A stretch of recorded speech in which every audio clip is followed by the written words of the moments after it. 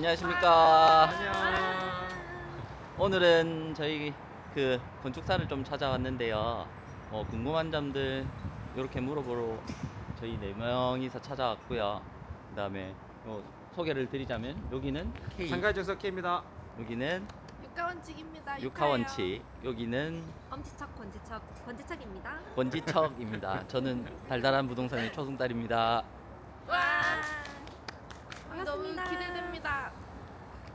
굉장히 쉽습니다. 아주 어렵지 않고 우선 이제 건축사한테 일단 의뢰를 해서 현역배가 맞는지 그래서 우리가 용도 변경을 진행할 수 있는데 제일 중요한 건 현장에 사실 위반 건축물이 없어야 됩니다.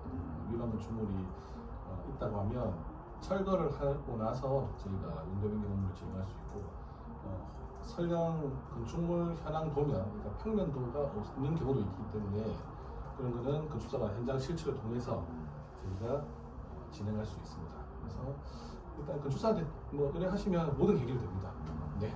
결론은 건축사랑 상의하시면 된다. 아, 네. 쉽게 맞습니다. 된다. 네, 그 네. 정도로 정리하면 되겠. 맞습니다. 지금 현행 규정에 보면 3층 건축물을 기준으로 좀 달라지는 부분이 있는데 1층과 2층까지는 전혀 문제가 없던 것들이 3층 이상 건축물, 9m 이상 건축물에서는 인접대지 경계선에서 1.5m 이내에 해당하는 방화창, 그 창호는 방화창으로 교체해야 된다는 규정이 있습니다. 그래서 그게 피난방화 규칙이 있는데 그래서 이제 그런 부분들은 조금 디테일한 부분은 저희 건축사랑 상의하시면 됩니다. 저희가 엘리베이터를 넣을 때 사실 가장 큰 문제점은 오래된 노후화된 건물에 저희가 엘리베이터를 넣는 경우가 대부분인데 그럴 때 구조적인 안정이 확보가 되어 있지 않은 상태입니다. 그러니까 내진 설계가 되어 있지 않는 건물이 대부분이라서 일단 건물 전체에 대한 안전 성능 확보랑 그다음에 우리 안전 점검을 하는 게 필수고 그다음에 그 이후에 내진 보강이 필요하다라고 한다면 내진 보강도 같이 겸해야 됩니다. 그리고 해체 허가도 같이 득해야 됩니다. 사실 대부분의 건물이 3층 이상 건물에 저희가 엘리베이터를 넣는 경우가 대부분이기 때문에 그럴 때는 우리가 해체 허가 대상이 될 가능성이 없습니다. 그래서 해체 허가를 받고 진행을 해야 되는 게 필수 사항입니다.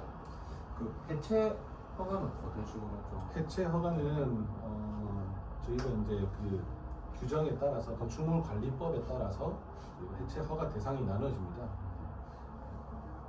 거기에 해당된다면 해체 심의를 받고 해체 허가를 받고 또 거기에 따라 착공 신고 그다음에 준공까지 이루어진 절차를 거쳐야 되고 그때 저희가 건축 인허가 대수선 허가도 같이 동시에 받아야 합니다.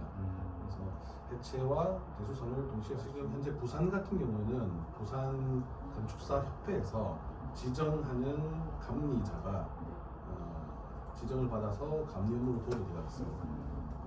그러면 감리자는 결국에는 돌아가면서 하는 거네요. 랜덤하게 지정되어 있어서 임의로 건축주가 지정할 수 없게 되어 있는 시스템입니다.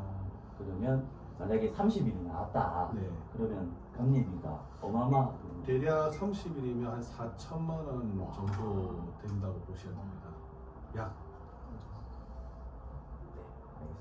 네, 알겠습니다. 그 승강기를 넣기 위해서 대수선 허가, 그러니까 건축 인허가, 대수선 허가를 같이 무조건 득해야 되는데 그때 구조 진단을 함께 병행하고 있습니다. 그래서 그때 용역비를 같이 검토해달라, 측정해달라라고 이해하시면 좋을 것 같습니다. 그러면 요런 게 팁일 수도 있겠네요. 건물을 고르실 때 블록조 같은 경우는 구조안전진단에서 이제 낮은 등급을 받을 가능성이 큰데 그러면 이제 수송 비용이라든지 이런 게 늘어날 가능성이 크니까 그러면 건물을 고르실 때 엘리베이터를 꼭 넣으실 거라고 하면 철근 콘크리트 건물을 고른다든지 이런 게 조금 필요해 보이는 사항이네요. 비용을 절감할 수 있는 꿀팁이라고 할 수 있을 것 같습니다. 알겠습니다. 있어도 되는 벽과 없어도 되는 벽은 일반인이 판단하기가 굉장히 어렵습니다.